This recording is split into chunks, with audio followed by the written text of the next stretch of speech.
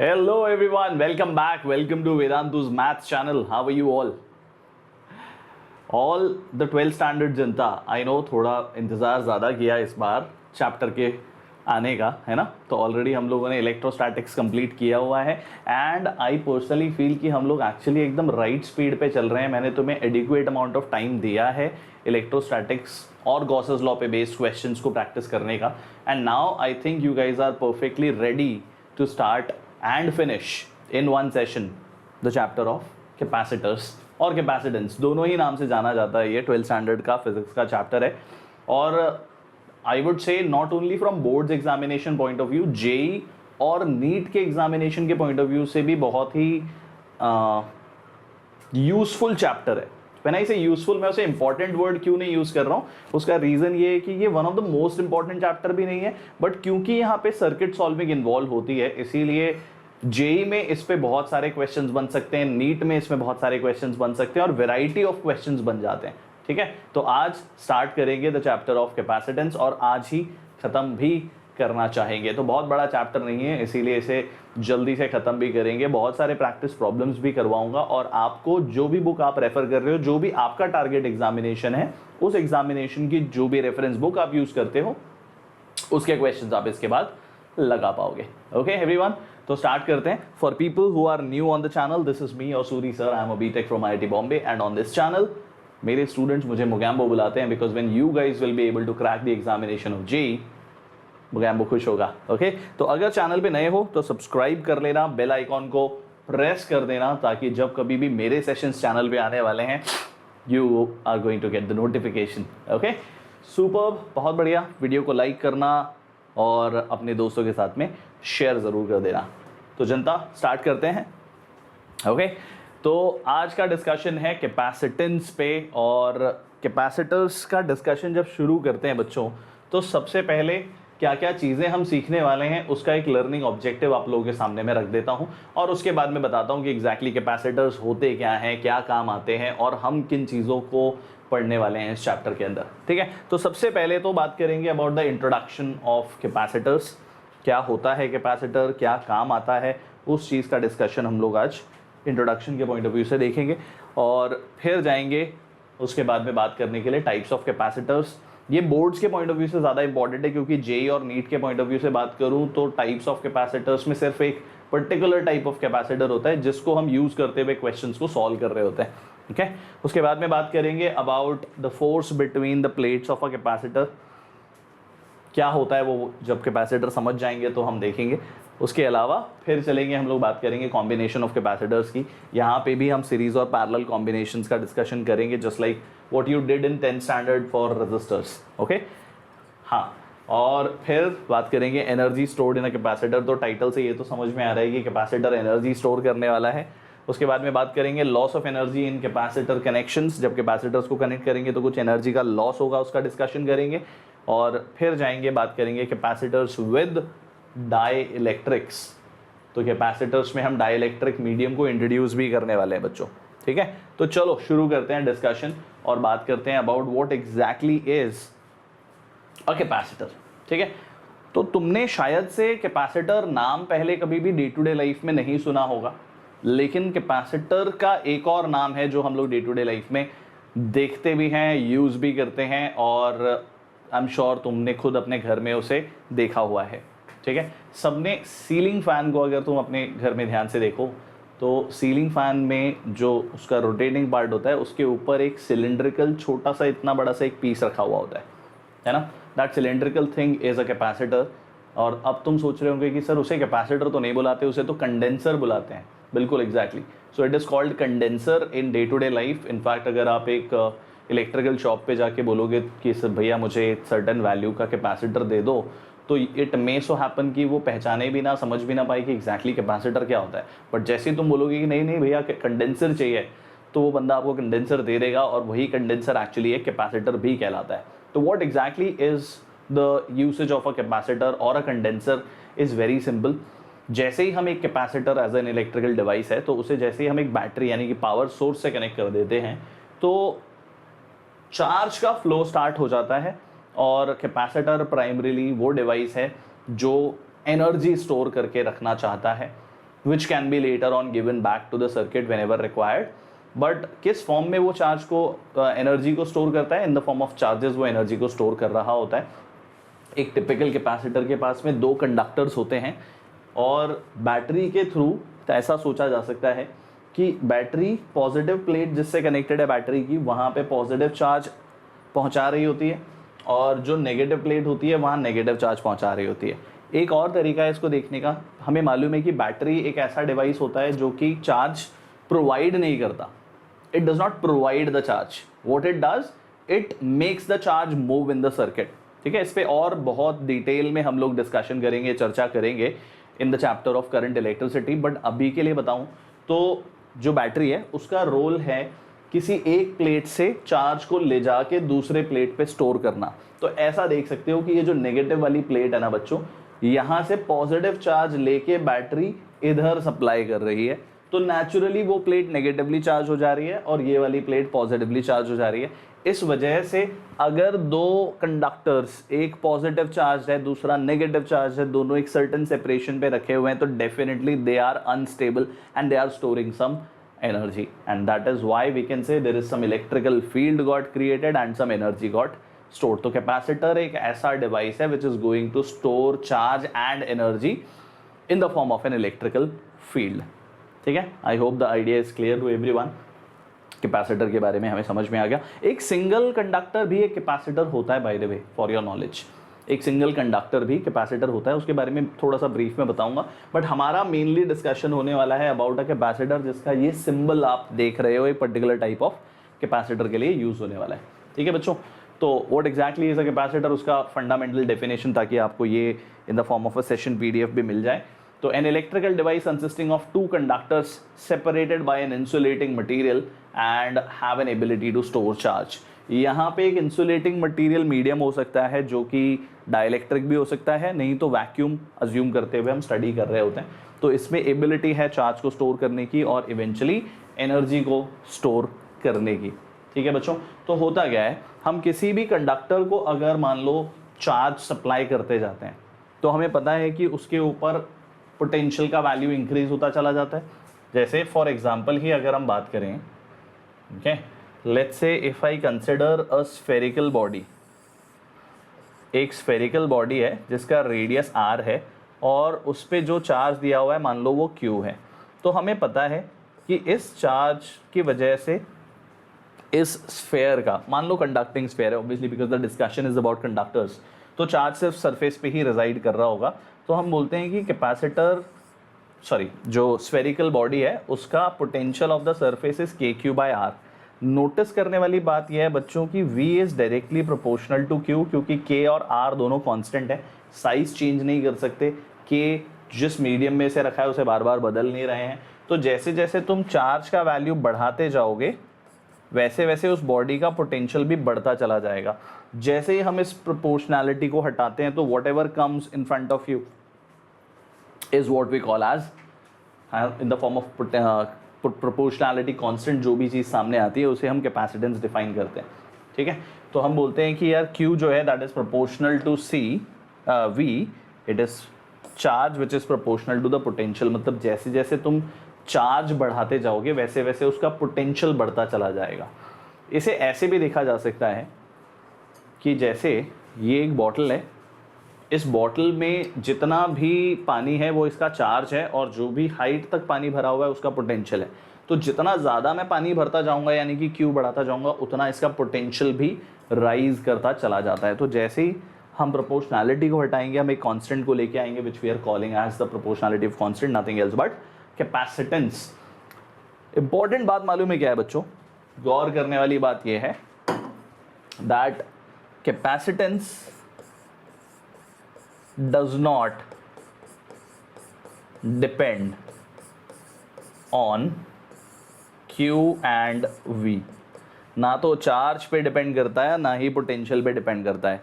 फिर से आते हैं इस बॉटल के ऊपर। इस बॉटल की जो कैपेसिटी है पानी को स्टोर करने की, वो ना तो इस समय कितना पानी इसके अंदर भरा हुआ है उस पर डिपेंड करती है, हो सकता है यहाँ तक भरा हो यहाँ तक भरा हो, बट उसकी जो कैपेसिटी है वो तो डिफाइंड वैल्यू है, वॉल्यूम जिसको बोलते हैं, है ना। और कितने लेवल तक वाटर अभी फिल्ड है या नहीं भी फिल्ड है तो भी इसकी कैपेसिटी को उस चीज़ से कोई फ़र्क नहीं पड़ता है। तो basically capacitance is like ability to store water for this bottle. तो वो डिपेंड करने वाला है ना तो इसके अंदर कितना चार्ज है उस पर, यानी कि कितना पानी भरा है बॉटल में उस पर, और ना ही कितनी हाइट तक पानी भरा है, यानी कि कितना पोटेंशियल तक हमने चार्ज को फिल कर दिया है। इन दोनों ही फैक्टर्स पे डिपेंड नहीं करता है। तो डिपेंड किस चीज़ पे करता है? It depends on the physical dimensions of the bottle. अगर मान लो मैं बॉटल का टेम्परेचर बढ़ा दूं, जस्ट एक एग्जांपल दे रहा हूं तुम्हारे अंडरस्टैंडिंग के लिए, अगर मैं इसका टेम्परेचर बढ़ा दूं तो थर्मल एक्सपेंशन हो सकता है। थर्मल एक्सपेंशन होने से इसके फिजिकल साइज में इंक्रीमेंट आ जाएगा and because of that bottle ज़्यादा कैपेसिटी की हो सकती है। Right everyone? तो एक तो फिजिकल डायमेंशंस पे कैपेसिटर डिपेंड करता है, कैपेसिटेंस, और दूसरा ये डिपेंड करता है on the material medium which is present in the capacitor plates. ठीक है, इस बात का ध्यान रखना है हम सबको। ओके, जैसे यहाँ पे भी देख सकते हो, मैंने यहाँ पे बताया नहीं था, कर सकते थे हम इस चीज़ को वहाँ पे भी, that if Q is equal to CV, तो यहाँ से Q इक्वल टू CV के फॉर्म में अगर हम इसे रीअरेंज करते तो वो R/K इंटू V बनता था। R वहाँ जाता था, K नीचे आता था, which tells us that it is nothing but 4 pi epsilon naught R into V। तो ये 4 pi epsilon naught R और कुछ नहीं बल्कि C है। मतलब capacitance of a single conductor, जो मैंने तुम्हें बोला भी था कि एक सिंगल कंडक्टर भी कैपेसिटर है। तो खुद देखो, it is depending on R which is the physical dimension of the sphere. Hold on a second चिंता, I know you are not able to see this right now. अब तुम्हें दिखाई दे रहा होगा, ठीक है? तो जो कैपेसिटेंस है वो एक तो R पे डिपेंड कर रहा है, दूसरा एप्सिलॉन नॉट पे डिपेंड कर रहा है। अगर कोई और मीडियम आ जाता तो epsilon not into epsilon R भी हम लोग लिख देते हैं यहाँ पे। ठीक है, everyone is able to understand this? सभी लोग कन्विंस्ड भी हैं? वेरी वेल, ओके, कूल, चिंता, नाइस। तो बच्चों बात करते हैं about the types of capacitors. Okay, types of capacitor का बात करते हैं अभी हम लोग।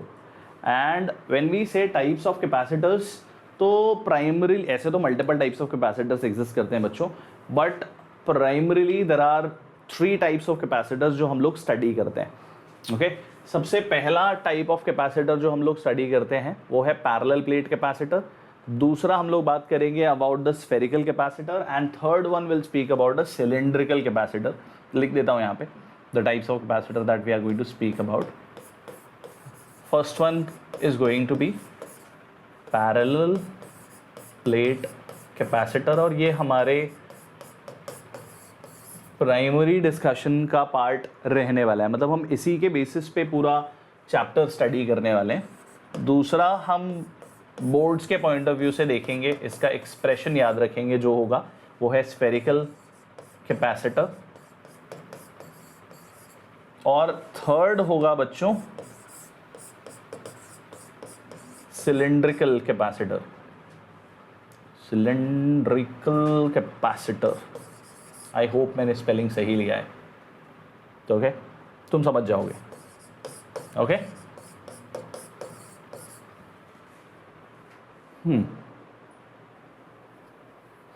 कूल। तो सबसे पहले बात करते हैं about the parallel plate capacitor. Why the name parallel plate capacitor? क्योंकि यहाँ पे 2 कंडक्टिंग प्लेट्स हैं, वो दोनों कंडक्टिंग प्लेट्स जो हैं वही कंडक्टर्स हैं और बैटरी से कनेक्ट होने वाली हैं। तो तुम खुद देख सकते हो कि जैसे जैसे चार्जिंग हो रही है, यहाँ से पॉजिटिव चार्ज ट्रैवल करके दूसरे प्लेट पे आ रहा है, तो one of the plates is becoming positively charge, the other plate is becoming negatively charge, और उस वजह से इलेक्ट्रिक फील्ड डेवलप हो रही है from positive to negative charge plate. तो इवेंचुअली इस प्लेट पे आने वाला चार्ज +Q और इस प्लेट पे आने वाला चार्ज -Q होगा। मतलब हमेशा कैपेसिटर की जिस एक प्लेट पे हम बात करते हैं वो एक प्लेट पे +Q चार्ज आने वाला है, दूसरी प्लेट पे -Q चार्ज आने वाला है, विच कैन बी अंडरस्टूड कि कैपेसिटर पे the effective net charge is always zero, क्योंकि उसकी एक प्लेट से चार्ज दूसरे प्लेट पे शिफ्ट किया गया है, मूव किया गया है। तो कैपेसिटर का कोई चार्ज बोला जाता है क्या? तो प्रैक्टिकली क्योंकि कैपेसिटर में दोनों चार्जेस को एक सर्टेन डिस्टेंस पे ले जाके रखा जा रहा है, तो उसे अनस्टेबलाइज करके एनर्जी स्टोर करते हैं। तो when we say the charge of a capacitor, तो it is basically the charge of the positive plate, ऐसा बोल सकते हैं, या फिर चार्ज का magnitude of one of the plates is the charge on the capacitor. सबसे पहले ये बात याद रखनी है, okay. Charge on capacitor is Q, मतलब हम सिर्फ मैग्नीट्यूड के पॉइंट ऑफ व्यू से बात कर लेते हैं कि कैपेसिटर के ऊपर आने वाला चार्ज उसकी किसी भी एक प्लेट पे आने वाले चार्ज का मैग्नीट्यूड है, nothing else it is, okay. So बच्चों, एक इलेक्ट्रिकल डिवाइस है which is basically consisting of two parallel conducting plates which are separated by an insulating material and have an ability to store charge। तो मान लो कि plates का जो area है,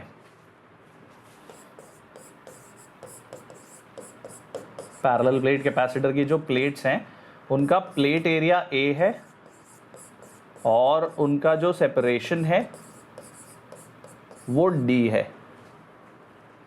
cool everyone. तो हमें पता लगाना है अगर कि भाई उस पर कितना कैपेसिटेंस है, तो हम इलेक्ट्रिक फील्ड के पॉइंट ऑफ व्यू से भी जा सकते हैं कि electric field between plates of the parallel plate capacitor is basically electric field of the first plate and the electric field of the second plate. दोनों की ही इलेक्ट्रिक फील्ड सेम डायरेक्शन में जा रही है, E1 एंड E2, और plates से जाने वाली इलेक्ट्रिक फील्ड का value sigma upon 2 epsilon naught होता है। मतलब this is sigma by epsilon naught which is nothing but Q by A epsilon naught है ये electric field. And what is electric field? Electric field is nothing but V by D।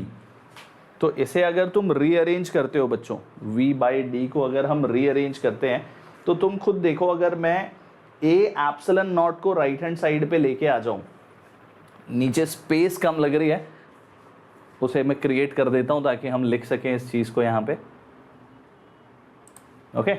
तो अब rearrange कर रहा हूं, I am writing it as Q equal to A epsilon naught by D into V। देख पा रहे हो? तो if I compare it with CV, तुम खुद समझ सकते हो कि कैपेसिटेंस की वैल्यू आ रही है A epsilon naught by D।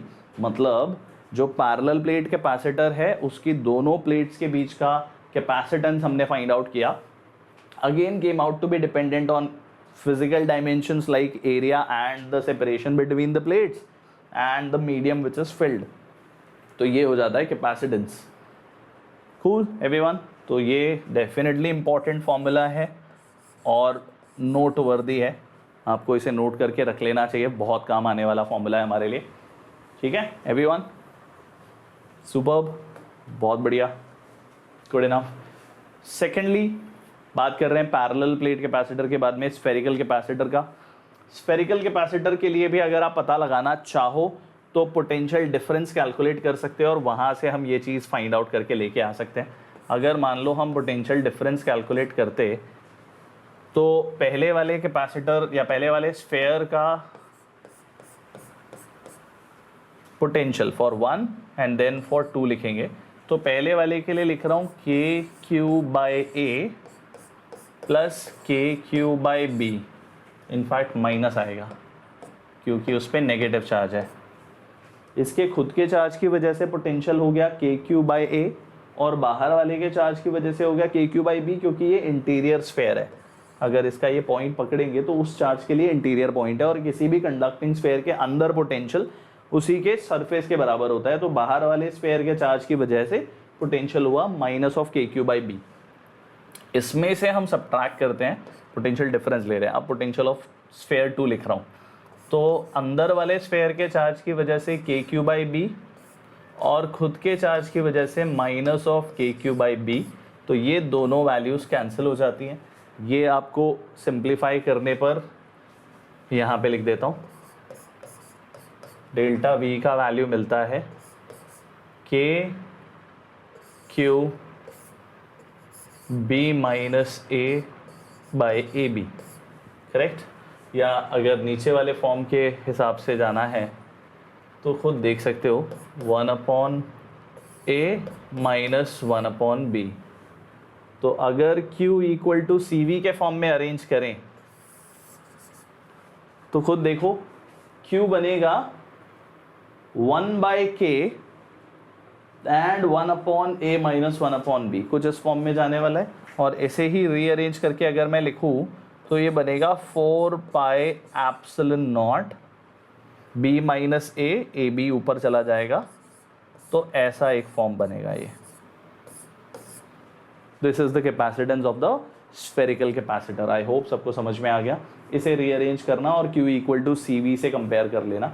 V is the potential difference only, nothing else. तो इसे मैं V लिखता तो भी हमारा वही रिजल्ट मिल रहा होता। ठीक है, important from boards point of view everybody.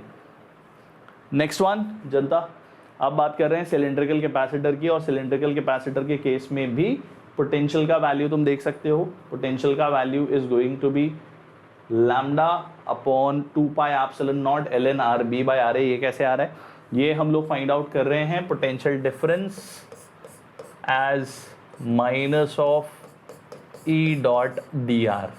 और इलेक्ट्रिक फील्ड का वैल्यू होता है 2k lambda by r for a cylindrical conductor which is going to go from RA to RB।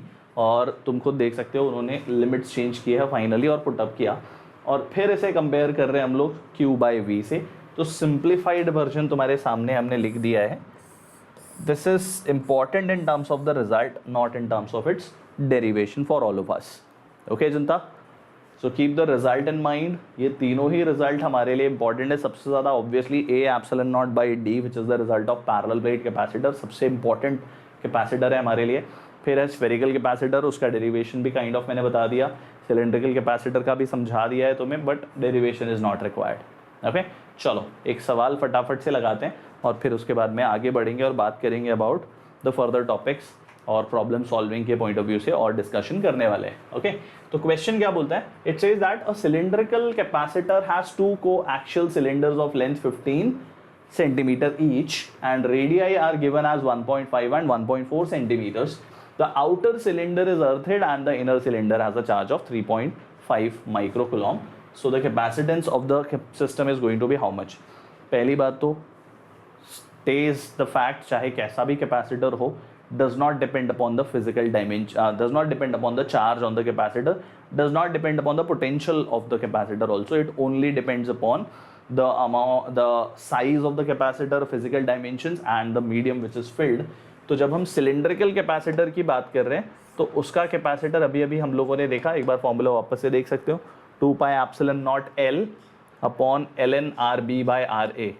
तो 2 pi epsilon naught L ln RB by RA, या इसे हम ऐसा लिख देते हैं 4 pi epsilon naught by 2 into L by 2.303 log of RB by RA। Okay, log के form में अगर सॉल्व करना पड़ेगा लॉग टेबल देख के तो ये हो जाता है बच्चों, हमने 2 से मल्टीप्लाई और डिवाइड कर दिया तो this is 1/2 into 9 into 10 to the power 9। ये बनता है सबसे पहले तो हमारे सामने, राइट एवरीवन। एक बार देखो ध्यान से, करेक्ट। और क्या चीज़ है, हमें दिख रहा है कि लेंथ का वैल्यू 15 सेंटीमीटर है तो उसे 15 इंटू 10 टू द पावर -2 लिख देंगे and will divided with 2.303 into log value log of 1.5 by 1.4 which is 15 by 14। तो इसे log 15 minus log 14 भी लिखा जा सकता है। तो everyone this will cancel by 5 times, this will cancel by 3 times। तो थोड़ा बहुत सिंप्लीफिकेशन करके मुझे दिखाई दे रहा है this is 5 divided by 6 into 2.303 and 1 by log 15 minus log 14। ये हमें सिंप्लीफाई करना होगा। तो obviously without using log table हम इसे सॉल्व नहीं कर रहे होंगे in the board examination type of exam. JEE जैसे एग्जाम में ऑब्वियसली इतना कैलकुलेटिव क्वेश्चन एक्सपेक्ट नहीं करते हम लोग। तो when you solve this guys, ये वैल्यू ट्राई करना, ये आएगी 1.2 इंटू 10⁻⁻10। मैं यहाँ पे एक वैल्यू लिखना भूल गया, 10⁻⁻9 ऊपर चला गया, ये 10⁻9 ऊपर चला गया। सिंप्लीफाई किया तो कैपेसिटेंस का value comes out to be 1.2 into 10⁻⁻10 farads. Okay, if I forgot to tell you guys the units of capacitance, let me quickly go back there and tell you all the units of the capacitors. ठीक है, so everyone, the units of the capacitance are going to be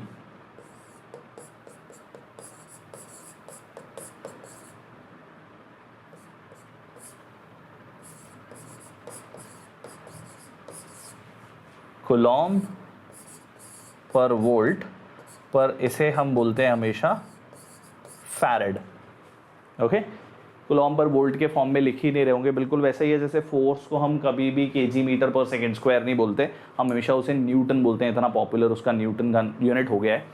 तो same होगा capacitor के case में भी, units कहलाएगी farad. और practical units की अगर बात करूँ बच्चों, तो माइक्रो फैरेड, नैनो फैरेड और पीको फैरेड, 10⁻⁻6, -9, -12 के ऑर्डर के कैपेसिटर्स प्रैक्टिकली यूज़ किए जाते हैं। जो फैरेड वाला वैल्यू होता है, यूनिट्स होता है, वो बहुत बड़ा यूनिट है, उस वैल्यू की कैपेसिटर की हमें ज़रूरत डे टू डे लाइफ में नहीं पड़ती है। ठीक है जनता, तो ये वाला क्वेश्चन भी हमने कर लिया, option B is the correct answer. और अब आगे चलते हैं, डिस्कशन को आगे बढ़ाते हैं और बात करते हैं about the force between the plates of a parallel plate capacitor. जैसा कि मैंने बोला कि अगर हम लोगों ने कैपेसिटर को चार्ज किया तो one of its plate is going to get positively charge, another one is getting negatively charge, और दोनों पे आने वाला चार्ज भी सेम ही है, राइट एवरीवन। तो क्या मैं बोल सकता हूं कि यहाँ पे ये प्लेट उससे एक अट्रैक्शन का फोर्स फील कर रही होगी, ठीक है। और फोर्स लिखने के लिए मुझे सेपरेशन का वैल्यू भी पता है, चार्ज की वैल्यू भी पता है, तो हम एक्चुअली K⁴ के फॉर्म में लिखना चाहेंगे, बट हम उसे वैसे लिखना नहीं चाहिए हमें, क्योंकि ये पॉइंट चार्जेस नहीं है। तो इंस्टेड ऑफ डूइंग दैट हम ये बोल सकते हैं कि ये वाला प्लेट जो फोर्स एक्सपीरियंस करता है, that force is basically nothing but electric field of plate number 2 and charge of plate number 1। Similarly ये जो अट्रैक्टिव फोर्स फील करने वाला है, ओके, ऑब्वियसली उसका डायरेक्शन जस्ट अपोजिट होना चाहिए। तो दूसरी वाली प्लेट जो फोर्स एक्सपीरियंस करती है, I am calling this force as force on 2 due to 1, तो वो होगा electric field of plate 1 and charge of plate 2। I hope you guys are getting this. ये है force on 1 due to 2 and that is force on 2 due to 1। सबको दिखाई दे रहा है, right? तो पहली बात तो ये बच्चों कि फोर्स ऑन 1 ड्यू टू 2 का magnitude force of 2 due to 1 के बराबर है, और इसे अगर हम F डिफाइन करते हैं तो फोर्स का वैल्यू Q इंटू ई से हम फाइंड आउट कर सकते हैं। तो चार्ज किसी एक प्लेट का ले लिया, इलेक्ट्रिक फील्ड होगी sigma bye 2 epsilon not. Sigma by epsilon not नहीं लेना, वो effective value of electric field है, जबकि हम अभी एक प्लेट का इलेक्ट्रिक फील्ड दूसरे प्लेट को फोर्स लगा रहा है, वो चीज़ कैलकुलेट करना चाह रहे हैं। ठीक है बच्चों, तो Q बाय 2 एप्सिलॉन नॉट और सिग्मा होती है चार्ज डेंसिटी, तो चार्ज डेंसिटी हो जाती है Q बाय A, और यहाँ से हमें फोर्स का फॉर्मूला मिल जाता है Q² by 2A epsilon not.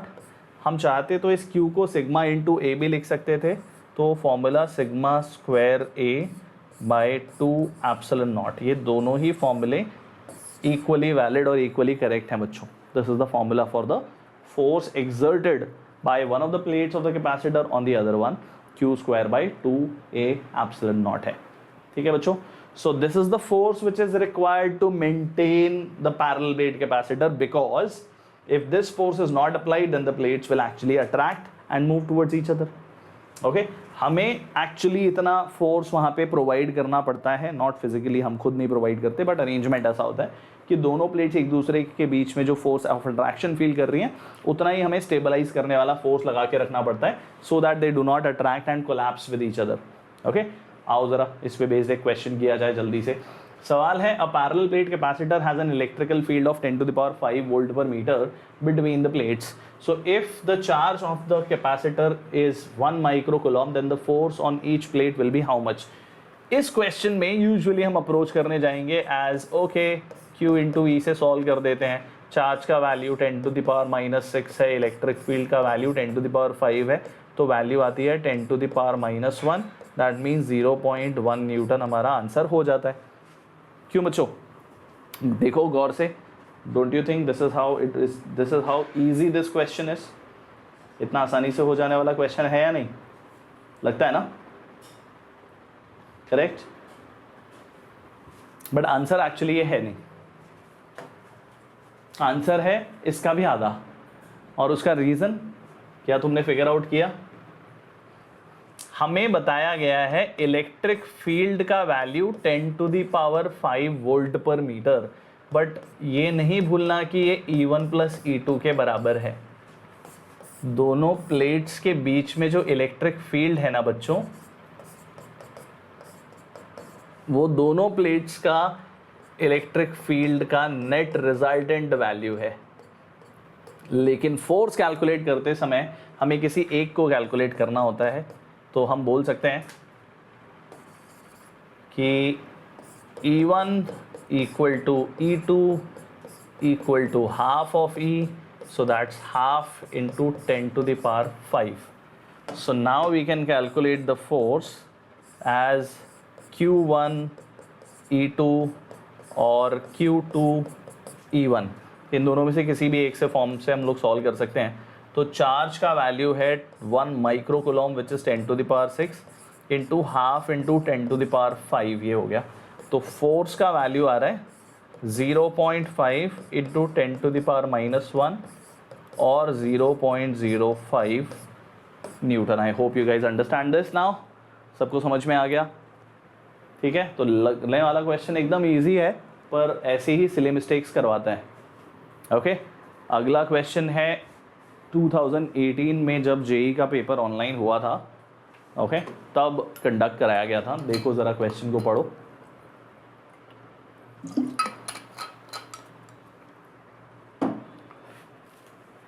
इस क्वेश्चन में अ parallel plate capacitor with area 200 centimetre square and separation between the plates 1.5 centimeter is connected across a battery of EMF V. If the force of attraction between the plates is 25 into 10 to the power -6 Newton, then the value of V is approximately how much? यहाँ पे ना एक और चीज़ है जो हमें ज़रूरत पड़ेगी। एप्सिलॉन नॉट की वैल्यू को almost 9 into 10 to the power -12 use करेंगे हम लोग। ठीक है, इस वैल्यू को 9 into 10 to the power -12 use करने वाले हैं, ऑलमोस्ट दैट वैल्यू। तो बच्चों हमें पता है कि फोर्स का वैल्यू जो है वो दिया हुआ है, that value is given as 25 micro newtons, और हमें ये भी मालूम है कि force is nothing but Q²/2A epsilon naught. पर चार्ज के टर्म्स में तो कुछ भी नहीं बताया है, हमें कैपेसिटेंस भी नहीं बताया। हमें ये ज़रूर बोला है कि पोटेंशियल डिफरेंस पता लगाओ या बैटरी का EMF हमें कितना होगा, ये चीज़ पता लगाना है। ओके, तो एक काम करते हैं, चार्ज को हम लिख देते हैं CV, तो ये C²V²/2A एप्सिलॉन नॉट हो जाता है।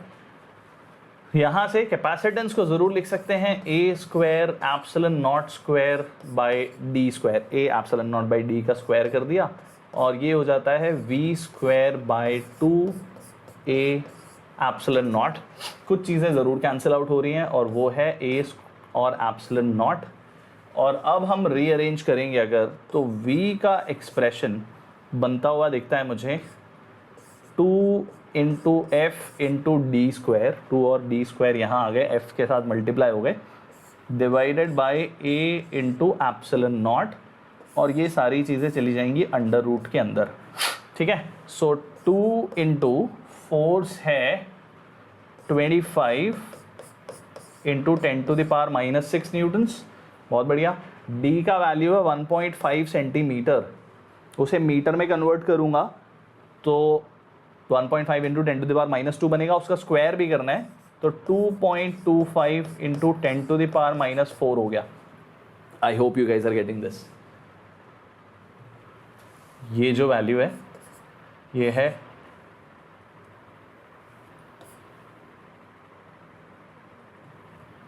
1.5 into 10 to the power minus 2 metres, okay, और उसका स्क्वायर किया है तो 2.25 into 10 to the power minus 4 हो गया, divided by A which is 200 centimetre square, so 200 into 10 to the power minus 4 metre square, और एप्सिलॉन नॉट जैसा कि मैंने बोला हम इसे यूज़ करेंगे 9 into 10 to the power minus 12।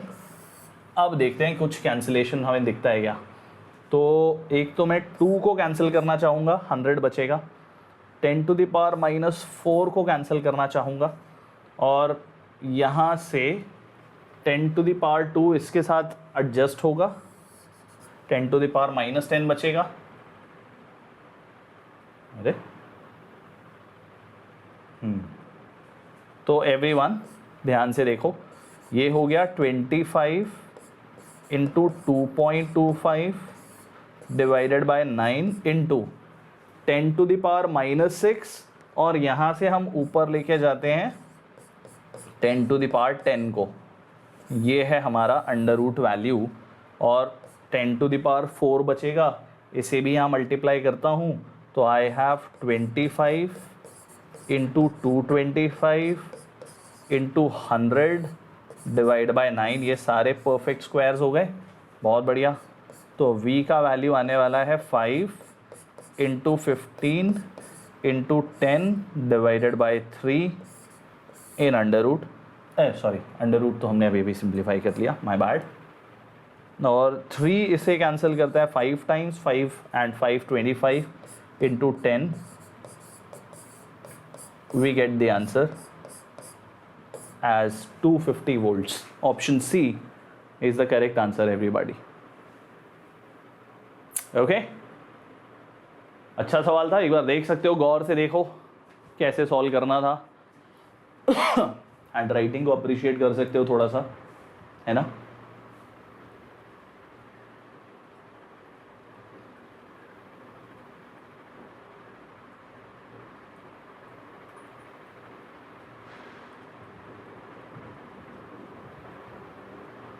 Done, everybody?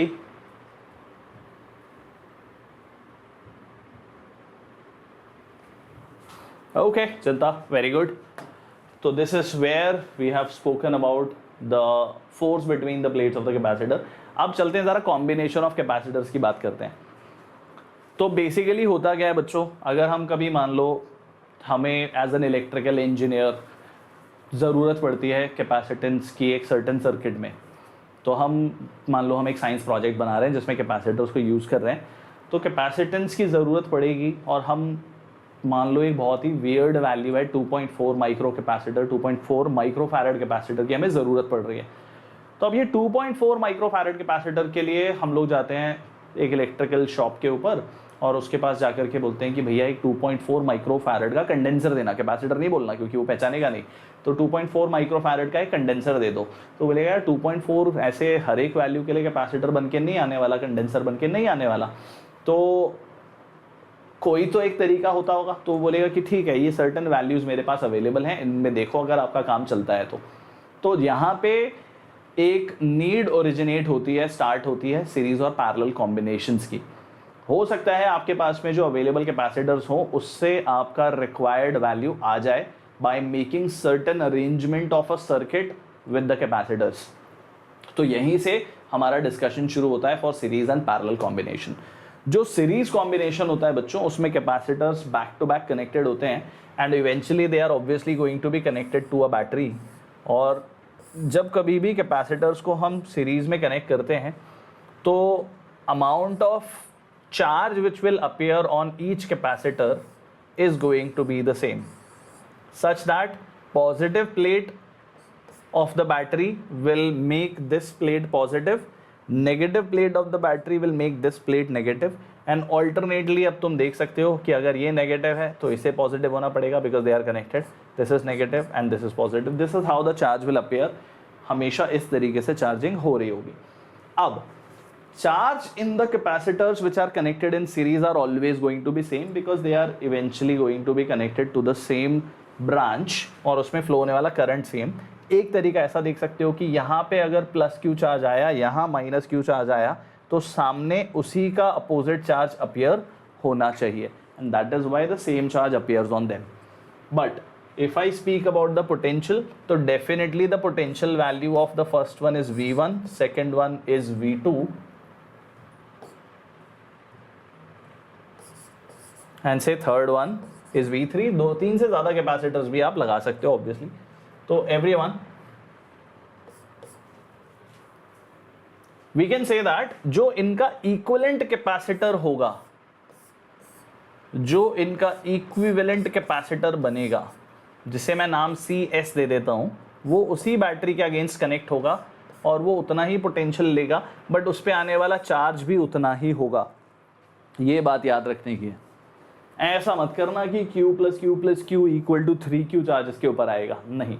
Series combination में पूरी कहानी यह है कि जितनी एनर्जी ये तीनों मिलकर स्टोर करते हैं उतनी एनर्जी इस अकेले को स्टोर करनी होगी। तो जितना पोटेंशियल ये तीनों मिलकर स्टोर करते हैं V1 plus V2 plus V3, वो यहाँ पे सीरीज कॉम्बिनेशन में अपीयर होने वाला है। मतलब we can say that V is going to be V1 plus V2 plus V3 while V is going to be according to this देखोगे तो Q by CS equal to Q by C1, charge सभी पे same आने वाला है। Okay everyone, तो Q cancel out करते हैं, 1 upon equivalent capacitance CS is 1 upon C1 plus 1 upon C2 plus 1 upon C3। कुछ इस तरीके से हमारा कॉम्बिनेशन ऑफ कैपेसिटर्स लिखा जाता है for series combinations, 1 upon C1 plus 1 upon C2 plus 1 upon C3 up till Cn। Note करने वाली बात यह है बच्चों कि अगर हमारे पास में n कैपेसिटर्स हों,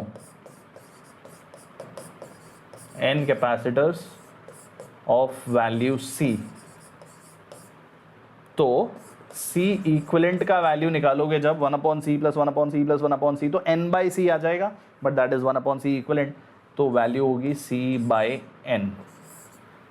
ठीक है, एंड फॉर 2 कैपेसिटर्स इसे अगर सिंप्लीफाई करके लिखो तो C इक्विवेलेंट बनता है C1 C2 upon C1 plus C2। Okay, C1 C2 upon C1 plus C2। एक खास बात यहां पे लिख देता हूं जो अभी एग्जांपल्स में तुम्हें प्रूव करके बताऊंगा। The value of equivalent capacitance, okay, किस में बात हो रही है? इन सीरीज बात कर रहे हैं। तो in series the value of equivalent capacitance is smaller than the smallest capacitor used। जो भी तुमने कैपेसिटर्स यूज किए हैं जिनका तुम इक्विवेलेंट पता लगा रहे हो, उसमें सबसे छोटा वैल्यू ऑफ कैपेसिटर जो भी तुमने यूज किया है, इक्विवेलेंट कैपेसिटी उससे भी छोटी आने वाली है जब हम बात करते हैं for a series combination of capacitors. ठीक है एवरीवन, सब पे क्या चीज सेम होगी? Q will remain same। okay, in series arrangement charge on the capacitors will remain same but voltage will obviously be different here। ठीक है, अब बात करते हैं पैरेलल कॉम्बिनेशन के बारे में। अगर पैरेलल कॉम्बिनेशन के पॉइंट ऑफ व्यू से डिस्कस करें तो मान लो अब पैरेलल कॉम्बिनेशन को हम लोगों ने एक बैटरी से कनेक्ट किया, say that battery is V। तो पैरेलल कॉम्बिनेशन को पैरेलल कहते ही इसीलिए हैं, जो हम रजिस्टर से भी जानते हैं कि सब पे आने वाला पोटेंशियल का वैल्यू सेम हुआ करता है। ओके, इस पे भी पोटेंशियल ड्रॉप V, इस पे भी पोटेंशियल ड्रॉप V और इस पे भी पोटेंशियल ड्रॉप V, और वो होने का रीज़न अभी थोड़ी देर में एक्सप्लेन करूंगा। तो आने वाला चार्ज जो है बच्चों वो डेफिनेटली इन तीनों पे डिफरेंट होगा। इस पे चार्ज Q1 आ गया, इस पे चार्ज Q2 आ गया, इस पे चार्ज Q3 आ गया।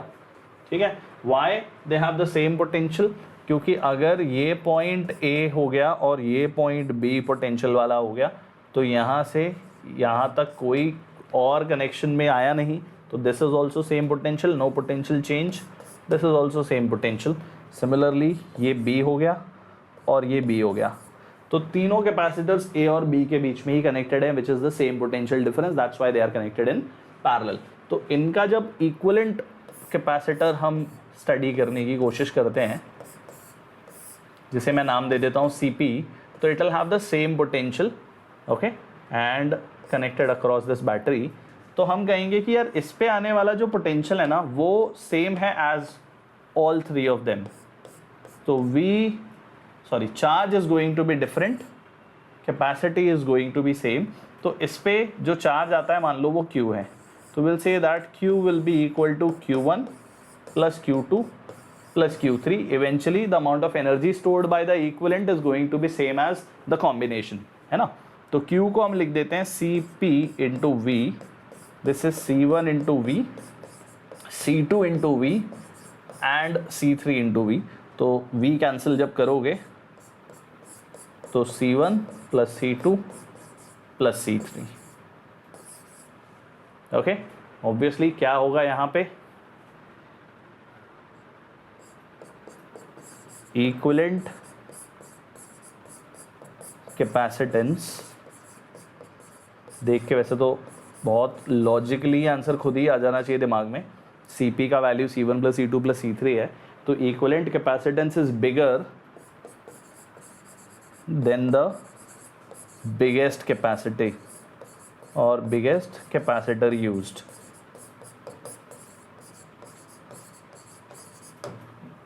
Okay, nice. So in series arrangement charge on the capacitor was same and in parallel, इसको हम करेक्ट कर देते हैं यहाँ पे, ओके।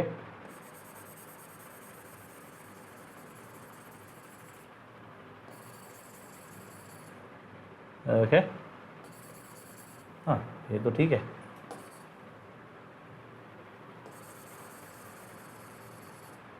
तो सबसे पहले लिखते हैं इन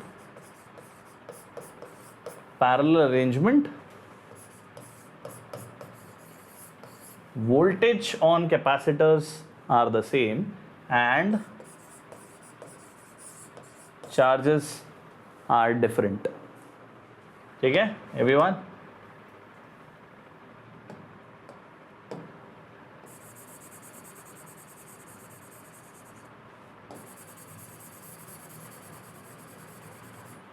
this is live जुगाड़ in front of you all, okay। अरे अरे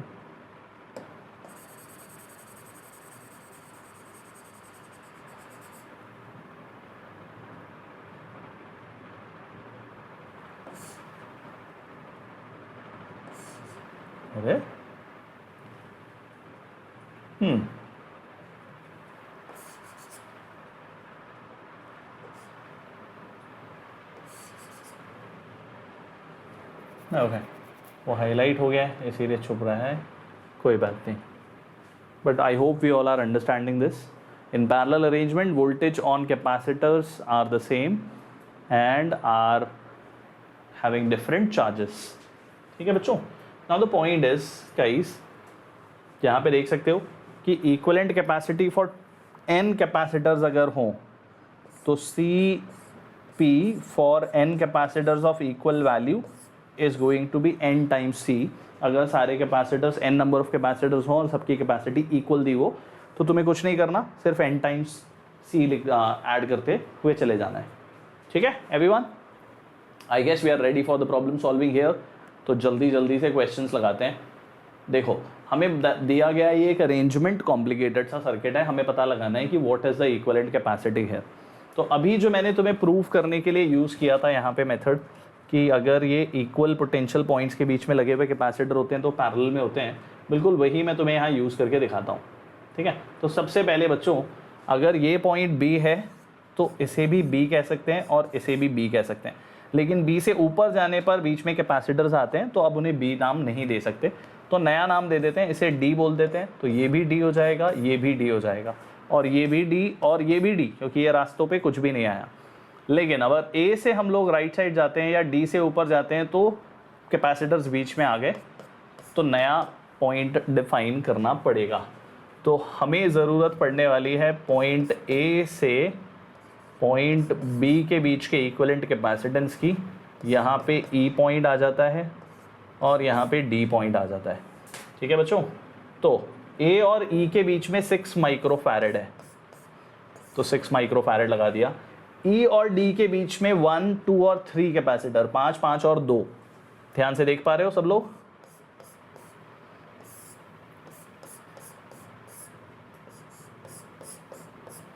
दिस इज 5, 5 एंड 2, 5, 5 एंड 2।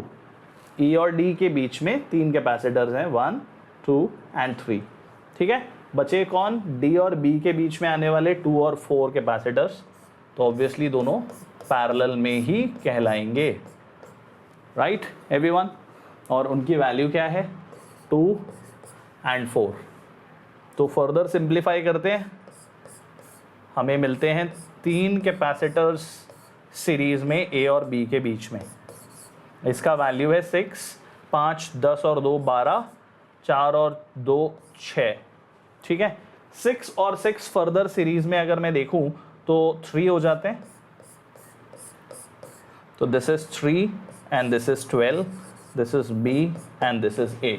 तो चलो सिंप्लीफाई करते हैं, बहुत आसानी से आंसर आएगा। सी A B is 3 into 12 upon 3 plus 12 which is 3 into 12 by 15। तो इसे कैंसिल किया 5 टाइम्स, तो ये हो जाता है 24/10, मतलब 2.4 माइक्रोफैरेड। लो भाई, जो कैपेसिटर ढूंढने निकले थे, अगर वो बनाना है तुम्हें, तो अवेलेबल कैपेसिटर्स अगर ये हुए तो उनसे बनाया जा सकता है एक ऐसा कॉम्प्लिकेटेड मैश क्रिएट करके। ओके एवरीवन, तो 2.4 माइक्रोफैरेड का कैपेसिटेंस हमने जनरेट कर लिया। मेथड सबको समझ में आ गया होगा। This is called the equal potential points method, जहाँ पे हम लोग जब मूव करते जाते हैं तो तब तक हम पॉइंट्स को सेम बोल सकते हैं जब तक कि कोई कैपेसिटर या बैटरी बीच में नहीं आ रही। तो बी से लेफ्ट गए तो सेम पॉइंट्स, यहाँ पे ई पॉइंट सेम हो गए, और ये डी ने तो बिल्कुल ऐसा सुप्रीमेसी दिखा दी हमें, हर जगह डी पॉइंट दिखाई दिया। ठीक है बच्चों, तो answer is 2.4 microfarad. Let's go ahead, अगला सवाल देखते हैं जल्दी से। ओके, इस क्वेश्चन में हमें क्या बोला है? यहाँ बोला गया है कि in the circuit shown total charge is 750 microcoulomb and the voltage across capacitor C2 is 20 volts. तो यहाँ 20 वोल्ट्स है इन दोनों के ऊपर, और टोटल 750 माइक्रोकूलम चार्ज दिया गया है।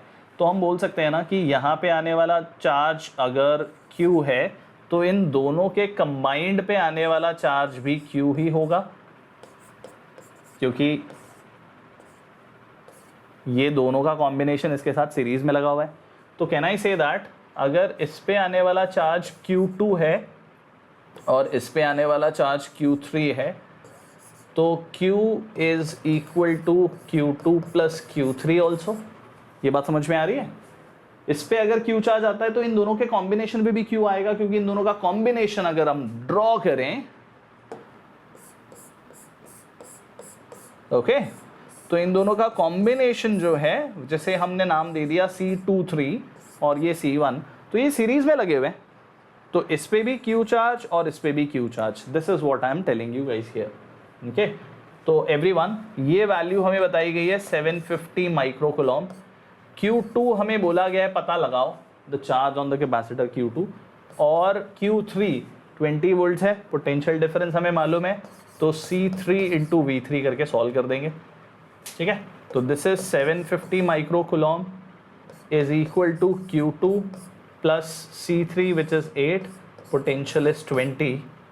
तो Q2 का वैल्यू आता है बच्चों 750 माइनस 160, तो charge on that capacitor is 590 microcoulomb. तो उस पर 160 आ गया, तो बचा हुआ 590 इस पे जाएगा, तभी तो दोनों का एडिशन 750 बनने वाला है।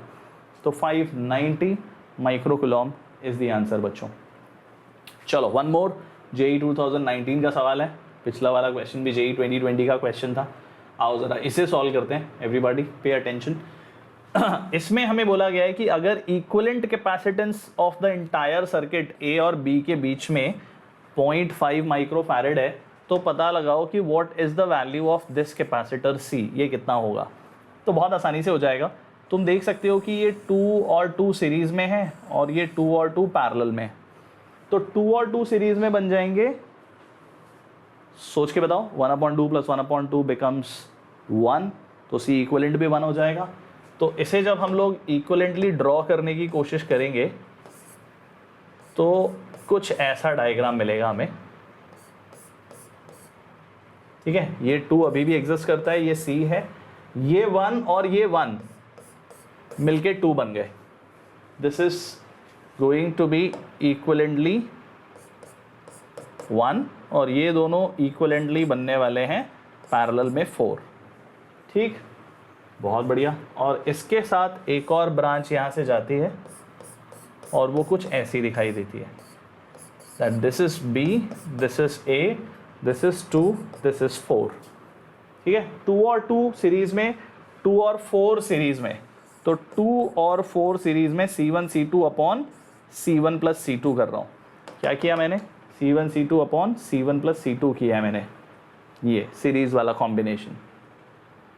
ओके जनता, तो ये वैल्यू मुझे मिल रही है 4/3। इन दोनों का जो कॉम्बिनेशन आता है वो 4/3 है। So everyone, this is what we are getting here so far. ये मिल रहा है हमें बच्चों, ओके। ये C है, ये 1 हो गया और ये 4/3 हो गया, और इनका इक्विवेलेंट वैल्यू हमें दिया हुआ है 0.5, ठीक है।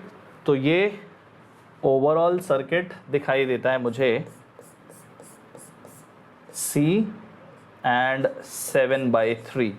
1 और 4/3 को जब पैरेलल में ऐड करोगे तो 1 + 4/3 इज 7/3। This is CAB।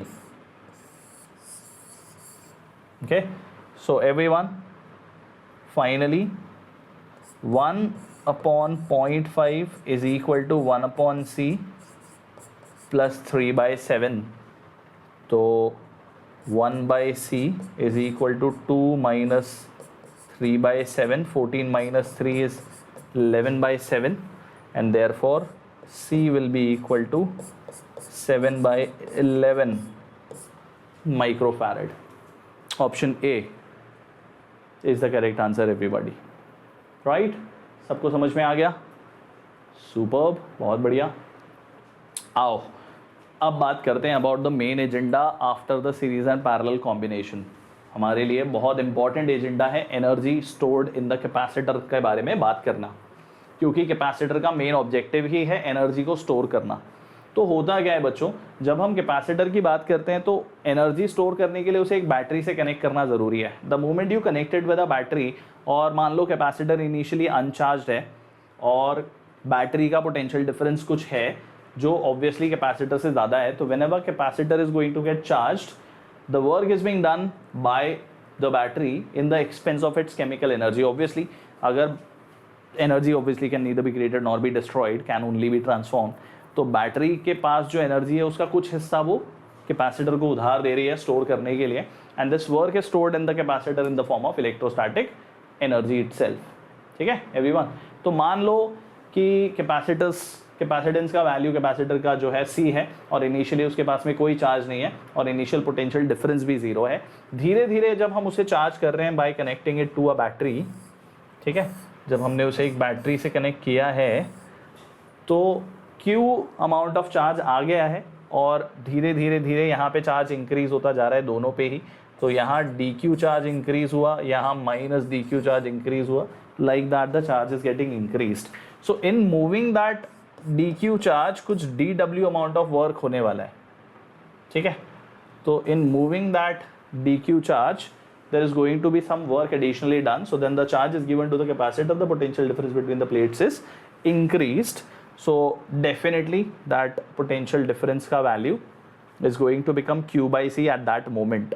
तो from here Janata further dq amount of charge को move करने के लिए कुछ dw work किया होगा, and that is going to be w, work done is q into v. तो यहाँ हो जाएगा dq into v amount of work being done. And what is v? v is nothing but q by c into dq. तो हमें basically जो भी यहाँ पे दिखाई दे रहा है that is the amount of work which is done in shifting a very small infinitesimal charge dq from one plate of the capacitor to the other plate. That's how the charging is happening at a very slow microscopic slow motion level. ठीक है, तो dw का value हमें दिख रहा है, हमें find out करना है total work which is getting stored in the form of energy. तो that is going to be 1 by c integration of q dq. Initially charge 0 था, फाइनली चार्ज कैपिटल Q होने वाला है. तो 1 by c and this becomes q square by 2 going from 0 to capital Q. तो everybody work done का value आता है 1/2c और q स्क्वायर माइनस 0 स्क्वायर. तो फाइनली हमारा रिजल्ट बनता है q square by 2c as one of the important result of the energy stored in the capacitor. अगर Q equal to C V use करो, इसे डेफिनेटली नोट डाउन कर लेना सभी लोग, Q स्क्वायर बाई 2c. तो Q स्क्वायर बाई 2c में Q की जगह सी वी लिख दूंगा तो ये बन जाता है हाफ सी वी स्क्वायर. ये है तुम्हारा ultimate result for the energy which is stored on your capacitor. उसे लिख सकते हो half C V square Q square by 2c. जो आया था उसी को हमने रीअरेंज किया by putting the value of Q as C V, तो हाफ सी वी स्क्वायर बनता है. और अगर हम C इंटू वी लिखें, C इंटू वी लिखें यहाँ पे, तो C into V is charge और उसे मल्टीप्लाई किया है V से, तो हाफ Q V भी बन जाता है. ठीक है एवरीवन, सुपर्ब. तो चलो इस पे बेस्ड क्वेश्चंस लगाते हैं. क्वेश्चन में बोला है effective capacitance of a parallel combination of two capacitors C1 and C2 is 10 microfarad. Very good. When they are connected in parallel, मतलब C1 प्लस C2 का वैल्यू हमें 10 दिया है. फिर क्वेश्चन ने ऐसा बोला कि जब इंडिविजुअली उन्हें दोनों को 1 वोल्ट की बैटरी से कनेक्ट किया तो energy stored in C2 is 4 times the energy stored in C1. मतलब U2 is 4 times of U1 when they are connected across 1 volt का इंडिविजुअल बैटरी. तो हाफ C2 इंटू 1 का स्क्वायर, यही है ना एनर्जी का फॉर्मूला, हाफ CV स्क्वायर वो use कर रहे हैं. Okay, is 4 times the half C1 1 का स्क्वायर. ये दिया है बच्चों. तो यहाँ से क्लियरली हम बोल सकते हैं everybody, I hope you all are able to see that C2 is 4 times of C1. तो इसे जब वहाँ पुट करेंगे तो हम बोल सकते हैं कि 5 times of C1 is equal to 10. तो C1 का वैल्यू आया 2 माइक्रोफैरड और C1 का वैल्यू आ जाएगा 8 माइक्रोफैरड. क्या किया हमने इसे इक्वेशन नंबर 1 में पुट किया, इक्वेशन नंबर 2 का वैल्यू. तो C2 की जगह पे 4C1 आ गया. 4C1 plus C1 is 5C1, 5C1 is 10, C1 का वैल्यू 2, C2 का वैल्यू 8. दोनों कंडीशन सेटिस्फाई हो रही हैं. अब क्वेश्चन बोलता है if these capacitors are now connected in series so what will be the equivalent capacitance. तो C series for 2 capacitor is C1C2 upon C1 plus C2. Good enough. तो 2 into 8 by 10 हो जाएगा विच इज 16 बाई 10 और 1.6 microfarad is the equivalent capacity that we are going to get here. Okay Janata, option C is our answer. Lovely. Next one, this is a JEE 2020 question, both of them. ये वाला भी 2020 का ही सवाल है. Question में बोला है the capacitors of capacity C and 2C are charged to potential difference V and 2V respectively. Then these are connected in parallel such that positive terminal of the connected one is connected, as in positive terminal is connected to the negative one. बहुत बढ़िया। तो अगर मैं पहले वाले capacitor की बात करूं तो उसके ऊपर चार्ज है ये पॉजिटिव प्लेट, ये नेगेटिव प्लेट, इसके ऊपर चार्ज है CV। और दूसरे वाले के लिए बात करूं तो ये माइनस और ये प्लस है और इसके पास चार्ज है 4CV। 2C connected to 2V, तो 4CV चार्ज है इसके ऊपर। हम जब कनेक्ट करेंगे तो पॉजिटिव प्लेट जब नेगेटिव प्लेट से कनेक्ट होती है तो चार्ज न्यूट्रलाइज हो जाता है। तो क्या हम बोल सकते हैं कि Q फाइनल जो है वो 4CV माइनस CV के बराबर होगा।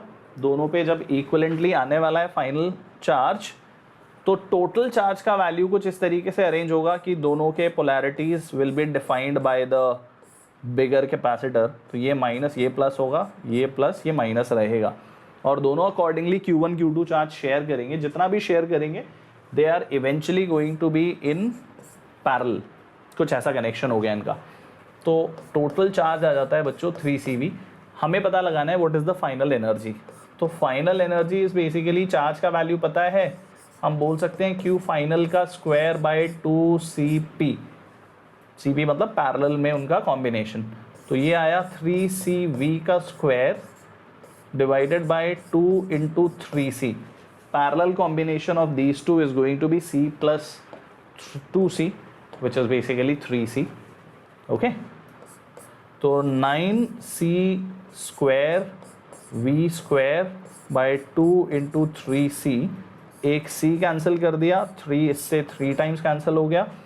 एनर्जी का वैल्यू आ रहा है बच्चों 3/2 CV square. The final energy of the combination is 3 CV square. Okay everybody, correct? Nice. तो अभी अभी हम लोगों ने कंप्लीट कर लिया है the connection part and the energy stored part in the capacitor. अब आगे का डिस्कशन हम लोग शुरू करते हैं।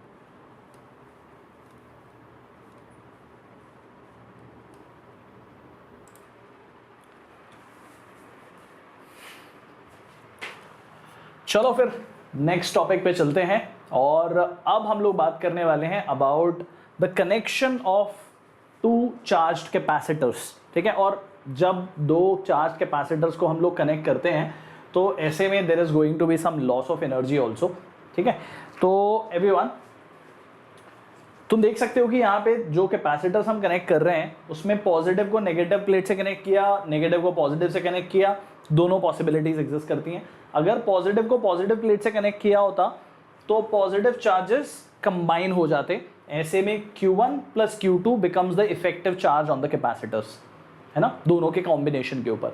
लेकिन अगर यहाँ पे पॉजिटिव को नेगेटिव से कनेक्ट किया तो हम बोलेंगे ऐसे में that the charge on the plates of the capacitors will be Q1 minus Q2 modulus में। the magnitude will be bigger charge जो भी होगा उसके अकॉर्डिंगली डिफाइन हो जाएगा। ठीक है, अभी फिलहाल हमारा ऑब्जेक्टिव है कि अगर हम ऐसे में दो कैपेसिटर्स को कनेक्ट करने जा रहे हैं तो उनका कॉम्बिनेशन जो है वो तब तक चार्ज को शेयर करने वाला है। whatever is the charge Q1 here and Q2 here, ये दोनों चार्जेस तब तक शेयर होने वाले हैं जब तक कि दोनों सेम पोटेंशियल को अचीव नहीं कर लेते। ठीक है, तो ऐसे में हम बोल सकते हैं कि whatever was the charge on the plates of the capacitor, okay, that is Q1 plus Q2। मैं वो फैक्टर ले रहा हूं जहां पे positive is connected to positive. Okay, that will remain equal to Q1 dash plus Q2 dash. ठीक है, दोनों का चार्ज हमेशा वही रहने वाला है। तो पहले चार्ज था C1V1 और दूसरे पे था C2V2। इन दोनों के इक्विवेलेंट कॉम्बिनेशन पे जब दोनों सेम पोटेंशियल पे आ जाएंगे तब हम बोल सकते हैं ना कि दोनों C1 into V plus C2 into V इतना चार्ज स्टोर कर रहे होंगे। अब यहां से अगर आप V कॉमन ले लेते हो तो तुम खुद देख सकते हो C1V1 plus C2 V2 will be equal to C1 plus C2, more or less like in parallel now, and this is their equivalent capacitance, sorry, equivalent voltage of the common potential, that comes out to be this. Rearrange करोगे C1 plus C2 को नीचे लेके आओगे, the equivalent value of the common potential, rather equivalent word use नहीं करना चाहिए, common potential जो ये दोनों achieve कर लेंगे, and after that is going to be C1 V1 plus C2 V2 upon C1 plus C2. याद करने की तो ज़रूरत बिल्कुल नहीं है, वैसे हम हमेशा फाइंड आउट कर सकते हैं by using the law of conservation of charge here. Okay हाँ, अगर कैपेसिटर्स की पॉजिटिव और नेगेटिव प्लेट कनेक्ट हो रही होगी तो Q1 minus Q2 will be equal to the final value C1V plus C2V लिखी जाएगी यहाँ पे, ठीक है एवरीवन। तो फॉर्मूला उस केस में बन जाएगा C1V1 minus C2V2 upon C1 plus C2 as the common potential. Okay everyone, चलो अब बात करते हैं इस पूरे प्रोसेस में, क्योंकि चार्ज मूव हो रहा है without any battery being involved, तो चार्ज के मूवमेंट में definitely there will be some loss of energy which will happen. तो हम बात करते हैं कि कितना लॉस ऑफ एनर्जी ऐसे में हमें एनकाउंटर करना पड़ेगा। हम बात कर रहे हैं पहले दोनों कैपेसिटर्स इंडिविजुअली चार्ज्ड थे, इस पे C1 पे पोटेंशियल था V1, C2 पे पोटेंशियल था V2, और जब दोनों को हमने कनेक्ट कर दिया तो दोनों ने एक कॉमन पोटेंशियल अचीव किया, ठीक है एवरीवन। तो फ्रॉम दैट पर्सपेक्टिव हम लोग पता लगाना चाहते हैं, तो भाई हम बोल सकते हैं ना कि the loss of energy is going to be the initial energy minus the final energy.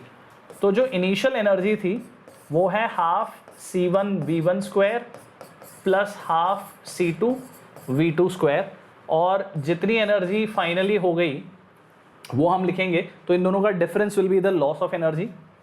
तो इक्विवेलेंट कैपेसिटेंस हो गया है C1 प्लस C2, और फाइनल पोटेंशियल का स्क्वायर कर देंगे। फाइनल पोटेंशियल अभी अभी हम लोगों ने पता लगाया, उसे पुट कर देते हैं और सिंप्लीफाई करते हैं, ठीक है जनता। तो हाफ कॉमन ले लेता हूँ and I am left with C1 V1 square plus C2 V2 square minus C1 plus C2 and V का स्क्वायर। देखो ज़रा, इसका स्क्वायर करने जा रहा हूँ, तो पहले इसको ऐसे लिखूँगा that I have C1 V1 plus C2 V2 इसका square divided by C1 plus C2 का स्क्वायर, ठीक है। तो ये C1 प्लस C2 एक बार कैंसिल आउट हो जाएगा, LCM भी ले लेते हैं एंड यू विल सी, अब बहुत ही लेंदी सा इक्वेशन बनने जा रहा है। अब C1 मल्टीप्लाई होगा तो C1 स्क्वायर V1 स्क्वायर, इससे C2 मल्टीप्लाई होगा तो C1 C2 V1 square, C2 multiply होगा, सॉरी C1 मल्टीप्लाई होगा तो C1 C2 V2 square plus C2 square V2 square. अब यहाँ पे माइनस साइन लगा के आगे की इक्वेशन इधर लिख रहा हूँ, C1 square V1 square minus C2 square V2 square which is A square plus B square, minus था इसीलिए अंदर माइनस आ चुका है ये यहाँ पे, ठीक है एवरीवन। और minus of 2 C1 C2 V1 V2, ये हो गया A square B square 2AB and this whole term is divided by C1 plus C2। तो जगह कम होने की वजह से इतना शॉर्टेज में मैं लिख रहा हूँ, उसे बाहर निकाल दिया मैंने। अब जो चीज़ें कैंसिल हो रही है उसे कैंसिल करेंगे, C1 V1 square cancels with C1 V1 square, C2 V2 square with C2 V2 square, और अब तुम देख सकते होंगे C1 C2 C1 C2 C1 C2 common आ सकता है।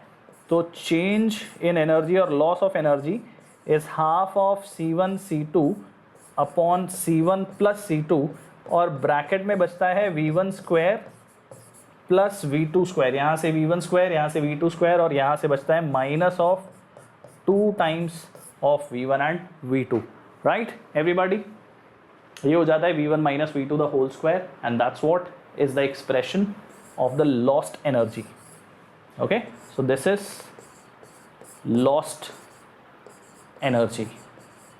तुम चाहो ऐसे भी शुरू कर सकते हो, बट इवेंचुअली Q को C1 V1 और Q1 को C1 V1 और Q2 को C2 V2 लिखना ही पड़ेगा तुम्हें in order to get your final expression in this form. Okay, everyone?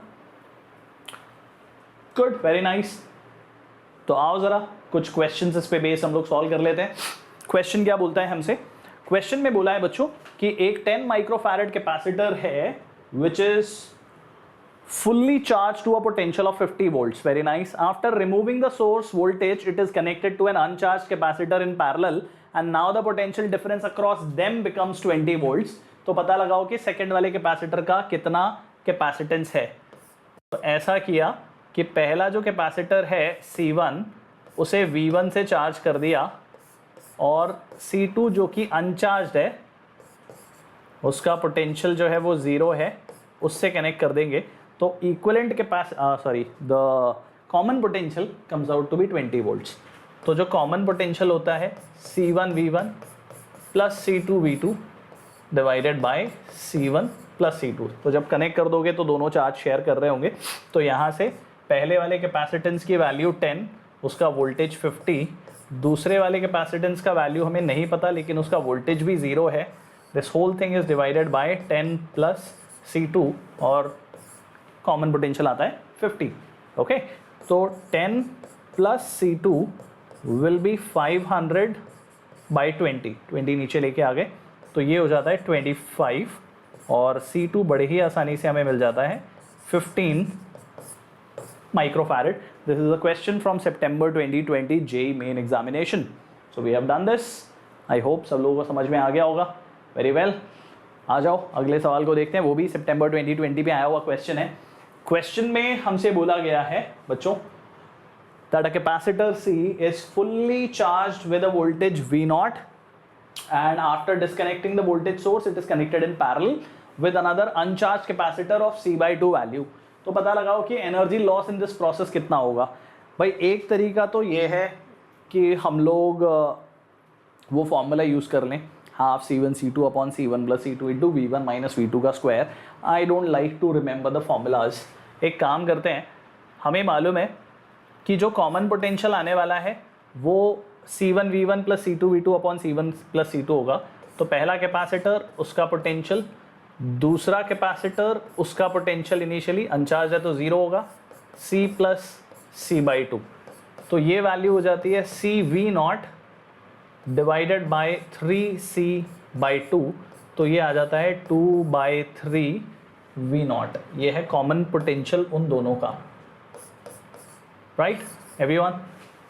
अब हमें पता लगाना था कि what is the energy loss. तो एनर्जी लॉस पहले है CV0² इतना ही एनर्जी है.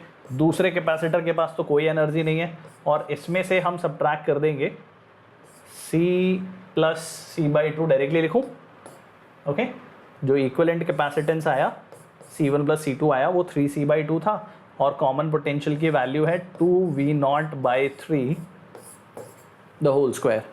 तो ये इनिशियल उन दोनों की मिला के कैपेसिटर्स की एनर्जी और उन दोनों के कॉम्बिनेशन की एनर्जी हाफ CV² ही लिखा है. इक्विवेलेंट कैपेसिटेंस 3C/2 और फाइनल पोटेंशियल कॉमन पोटेंशियल का वैल्यू यहाँ लिखा हुआ है. तो ये हो जाता है CV0² माइनस 4 कैंसिल करने से पहले 3C/4 इंटू 4V0² 9 कर देता हूँ. तो मुझे यहाँ से बहुत इजीली आंसर निकालना पॉसिबल होगा. ठीक है एवरीवन. कॉमन पोटेंशियल भी सही लिखा है हम लोगों ने. तो CV0² कॉमन ले लिया.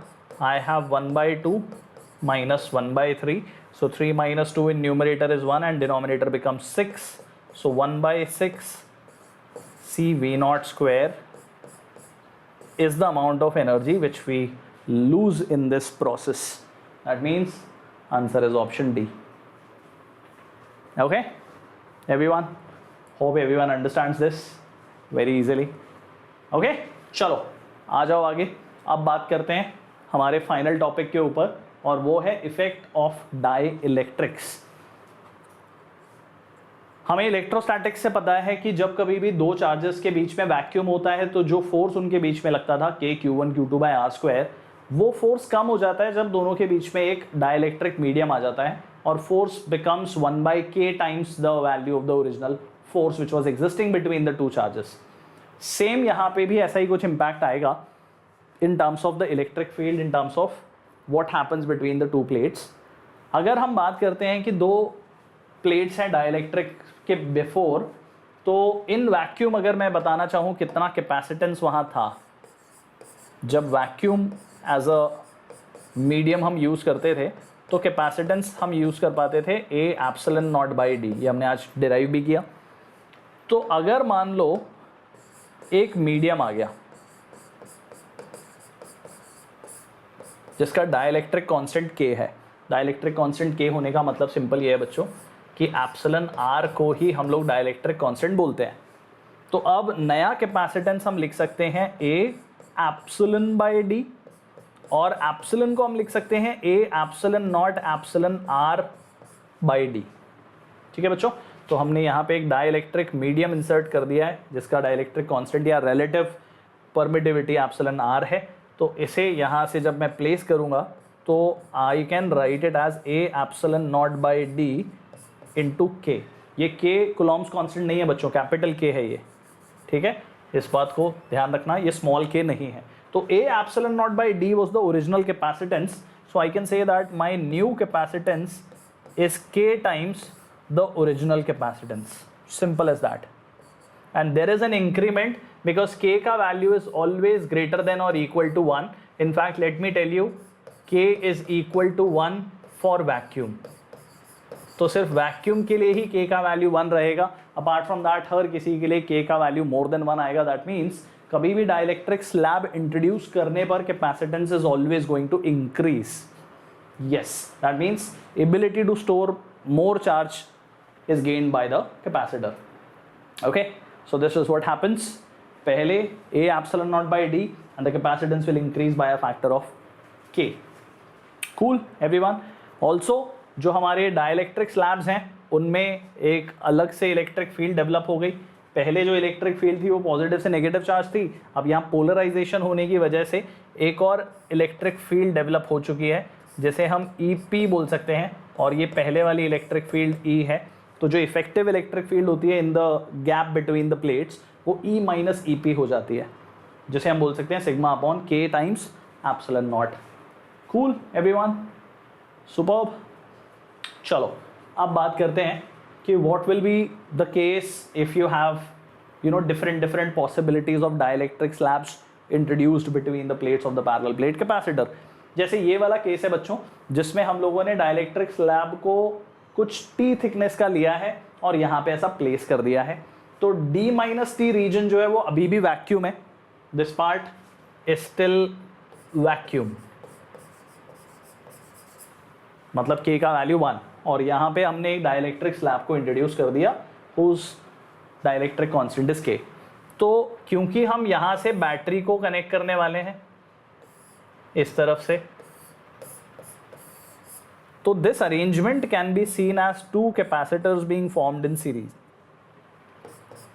ओके, तो ये A है, ये B है, यहाँ कैपेसिटर C1 फॉर्म हो गया, यहाँ कैपेसिटेंस C2 फॉर्म हो गया, लेकिन C2 जो है उसमें अभी भी हम लोगों ने कुछ डाइलेक्ट्रिक स्लैब फिल किया, उस वजह से कैपेसिटेंस को अकॉर्डिंगली कैलकुलेट करना पड़ेगा हमें। ठीक है एवरीवन, गुड। तो व्हाट आई एम सेइंग, मैं बोल रहा हूँ कि यहाँ कैपेसिटेंस C1 बना, ये कैपेसिटेंस C2 हो गया। तो let's try to write down C1। C1 होगा एक एयर कैपेसिटर या वैक्यूम कैपेसिटर जिसके लिए प्लेट एरिया अभी भी उतना ही है A epsilon not, but D जो है now that is D minus T, the gap between the plates has become D minus T। On the other hand जब मैं C2 की बात करूँगा तो वो same plate area but A epsilon not K by T हो जाएगा। Okay तो सीरीज में जब मैं लिखने जा रहा हूँ तो 1 upon C equivalent will be written as D minus T by A epsilon naught, और ये होगा T बाई K कर दें, ऐसा लिख दें, ये हो गया T बाई K और ये A एप्सिलॉन नॉट, ताकि मैं A एप्सिलॉन नॉट को कॉमन ले सकूं। तो जैसे ही हम 1 अपॉन A एप्सिलॉन नॉट को कॉमन लेते हैं we can say that we have D minus T plus T by K written like this. तो सी इक्वलेंट को लिखा जा सकता है A epsilon naught divided by D minus T plus T by K. आपको ये एक्सप्रेशन टेक्स्ट बुक्स में भी मिलेगा। और इसी को अगर और सुंदर तरीके से दिखाना चाहो तो हम यहाँ से टी कॉमन ले लेते हैं and we can say D minus T bracket में 1 माइनस 1 बाई के, कुछ इस तरीके से लिख सकते हो इसे। ठीक है, माइनस अंदर जाएगा, प्लस बन जाएगा। Absolutely right, this is our equivalent capacitance when you have a situation like this. Okay जनता, क्या ये फॉर्मूला याद रखने लायक है? मैं रेकमेंड नहीं करता इस फॉर्मूले को याद करने को, क्योंकि सबसे आसानी से हम यहाँ पे C1 और C2 निकाल पा रहे हैं। उसमें अकॉर्डिंगली जो भी हमें गैप दिया होगा, मान लो ये d/3 है तो ये 2d/3 हो जाएगा। अगर ये d/3 है तो वो 2d/3 हो जाएगा। अगर वो d/4 है तो ये 3d/4 हो जाएगा। अगर ये d/4 है तो वो 3d/4 हो जाएगा। अकॉर्डिंगली हम कैपेसिटेंस निकाल लेंगे, है ना एवरीवन। और क्या पॉसिबिलिटीज आ सकती हैं कि हमने दो डाइलेक्ट्रिक स्लैब को ऐसे रख दिया ताकि सीरीज कॉम्बिनेशन बने, या वैसे रखा तो दो पैरेलल कॉम्बिनेशन वाले कैपेसिटर्स बन जाएंगे। तो आओ ज़रा इनको भी हम लोग सिंप्लीफाई करते हैं। तो यहाँ पे हो गए दो capacitors which are connected in series, और यहाँ बन गए दो capacitors which are connected in parallel like this. Okay everyone, so I'm saying here I have C1 and here I have C2, here I have C1, here I have C2. So what is C1? For same plate area and D1 D2 I can say it is A epsilon naught times K1। क्यों K1 से multiply किया जा रहा है? क्योंकि capacitance जहाँ जहाँ पे हम डाइलेक्ट्रिक स्लैब इंट्रोड्यूस करते हैं वहाँ K टाइम्स इंक्रीज हो जाता है। तो A epsilon naught K1 by D1 और C2 हो जाएगा A epsilon not K2 by D2। अब वापस से आप वहाँ लेके जाओगे तो बिल्कुल ऐसी एक सिचुएशन आ जाएगी। सिंप्लीफाई करने के लिए दोनों कैपेसिटेंस का इक्विवेलेंट निकालना है, तो 1/C1 plus 1/C2 is 1/C equivalent, right. जबकि यहाँ बात करें तो यहाँ पे दोनों के प्लेट सेपरेशन सेम है लेकिन एरियाज अलग अलग हैं। तो हम बोलेंगे A1 epsilon not K1 by D और C2 हो जाएगा A2 epsilon not K2 by D, right everybody. तो इन दोनों ही कैपेसिटर्स को पैरेलल में सॉल्व किया जा सकता है बाय एडिंग दो वैल्यूज़। तो ऐड करना बहुत आसान हो जाएगा, A1 K1 plus A2 K2 और epsilon naught by D common आ जाएगा। ठीक है, तो यहाँ लिख भी सकते हैं C series is going to be C1 C2 upon C1 plus C2 while C parallel is going to be simply C1 and C2। Accordingly solve करके वैल्यू निकाल दी जाएगी। I don't know if this is visible और not, तो यहाँ पे अलग से मैं लिख देता हूँ। ओके, जगह की कमी। C series is C1 C2 by C1 plus C2। दिख रहा है? राइट, दिखाई दे रहा है। Okay, good enough everybody, very nice. तो आओ ज़रा फाइनल पार्ट पे भी क्वेश्चन सॉल्व करते हैं और रैप अप करते हैं चैप्टर को। तो जनता, पहला सवाल इसमें बोला है कि एक पैरेलल प्लेट कैपेसिटर है which has air between the plates and has a capacitance of 8 picofarad. मतलब हमें जो C वैल्यू दी हुई है which is A epsilon naught by D, वो दी हुई है हमें 8 पिकोफैरेड। क्वेश्चन ने बोला what will be the capacitance if the distance between the plates is reduced to half? Distance between the plates has been reduced to half and the space between them is filled with a dielectric constant 6. That means everyone, C dash को पहली बात तो लिखना पड़ेगा A epsilon naught K by 2D. Oh, reduced by half, so D by 2। मतलब 2K into A epsilon naught by D, ऐसा लिख सकते हैं। 2 ऊपर चला गया, K भी साथ में लिख दिया, और ये वैल्यू 8 है। सो 2 into K into 8, that means C dash is 16K। K value is given to us as 6. That means बहुत ही आसानी से 96 picofarad is the answer to the question. Right, everyone? Everyone gets it? सभी को समझ में आ गया? Superb, everybody. अगला question try करो. बोला गया है कि the capacitance of a parallel plate capacitor with air as a medium is 6 microfarad. बहुत बढ़िया. A epsilon naught by D is 6 microfarad and with the introduction of dielectric medium the capacitance increases to become 30 microfarad. Very good. तो question ने पूछा है what will be the permittivity of the medium. तो हमें लग रहा होगा कि यार आंसर तो 5 आना चाहिए, क्योंकि सर C डैश जो होता है वो K टाइम्स C होता है, तो K का value C dash by C से मिल गया. ये 30 माइक्रोफैरड और पहले 6 था, तो K वैल्यू तो 5 आ रही है, लेकिन ऐसा तो कोई ऑप्शन ही नहीं है. वो इसलिए नहीं है बच्चों क्योंकि क्वेश्चन हमसे एप्सिलॉन कैलकुलेट करने बोल रहा है, जो epsilon naught into epsilon R होता है, और ये एप्सिलॉन आर निकाला है अपने रिलेटिव परमिटिविटी. तो हमें चाहिए एप्सिलॉन. तो this is 8.85 multiplied by 10⁻⁻12 into 5. तो जब मल्टीप्लाई करते हैं तो ये वैल्यू क्लोज टू 44 इंटू 10⁻12 आ जाती है. और ऑप्शंस के पॉइंट ऑफ व्यू से जाओगे तो 0.44 इंटू 10⁻⁻10 कूलॉम स्क्वायर पर न्यूटन पर मीटर स्क्वायर. वेरी ऑनेस्टली मुझे इसके यूनिट्स याद नहीं रहते, तो मुझे फॉर्मूला ही देखना पड़ेगा या ऑप्शंस देखने पड़ते हैं. तो आंसर ऑप्शन बी मिल जाता है हमें इसका भी. Okay Janata, easily doable. Okay, now this one this says that a parallel plate capacitor has an area of 6 centimeter square and a separation of 3 millimeters. The gap is now filled with 3 dielectric slabs. और ये है हमारे capacitor के 2 ends जिसे हम connect करते हैं battery से कुछ इस तरीके से. ओके, तो ऐसे जाके बैटरी कनेक्ट होती है. मतलब ये तीनों जो कैपेसिटर्स फॉर्म हो रहे हैं तीनों कनेक्टेड होंगे इन पैरेलल. ओके, तीनों के वैल्यूज भी हमें बताएं. K1 is 10, K2 is 12 and K3 मैं उसमें करेक्शंस कर देता हूं, वैल्यू 14 है. ओके, K3 इज 14, यहां लिख भी देता हूं.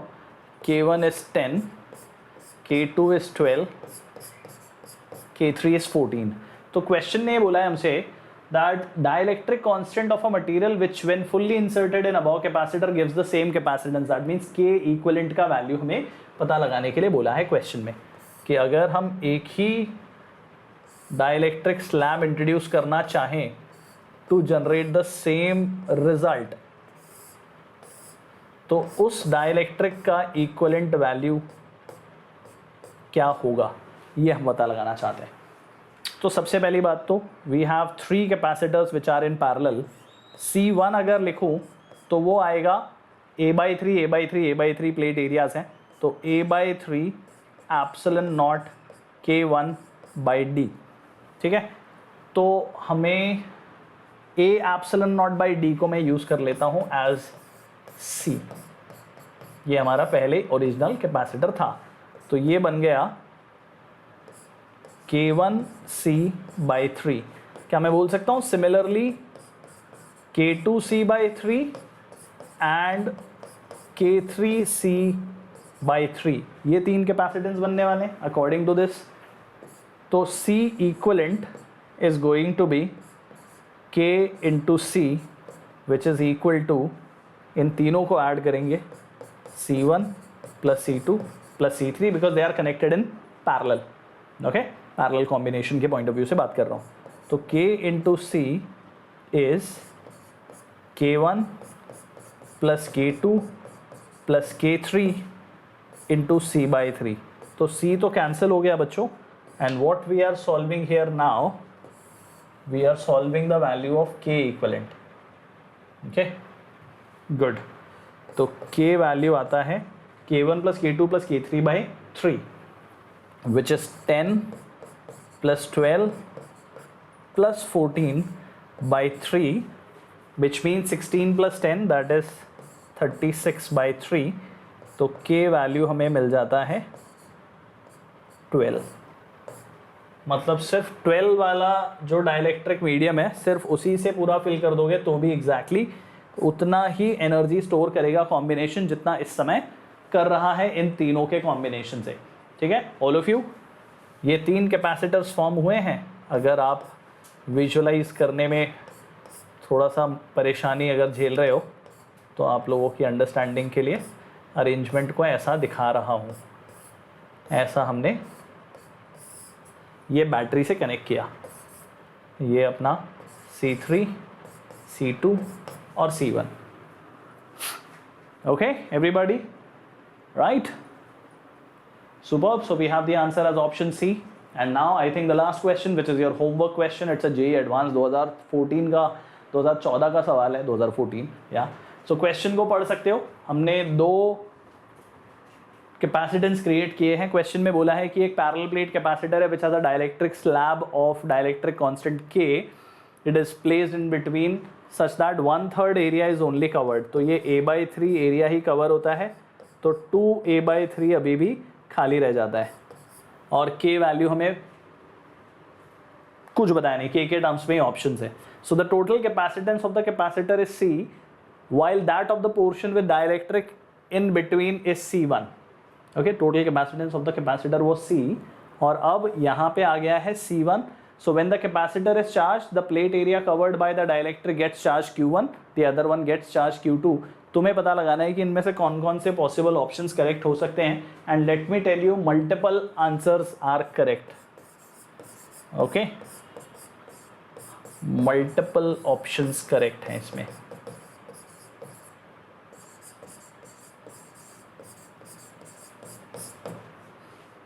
तो you have electric field E1 और E2 का रेशो दिया हुआ है, हमें वो चेक करना है। E1 और E2 are the electric fields in the region E1 and E2, 1 and 2 region की इलेक्ट्रिक फील्ड्स का ratio, charge on first portion, charge on second portion का रेशो, एंड कैपेसिटेंस का रेशो विद C1 का ratio पता लगाना है।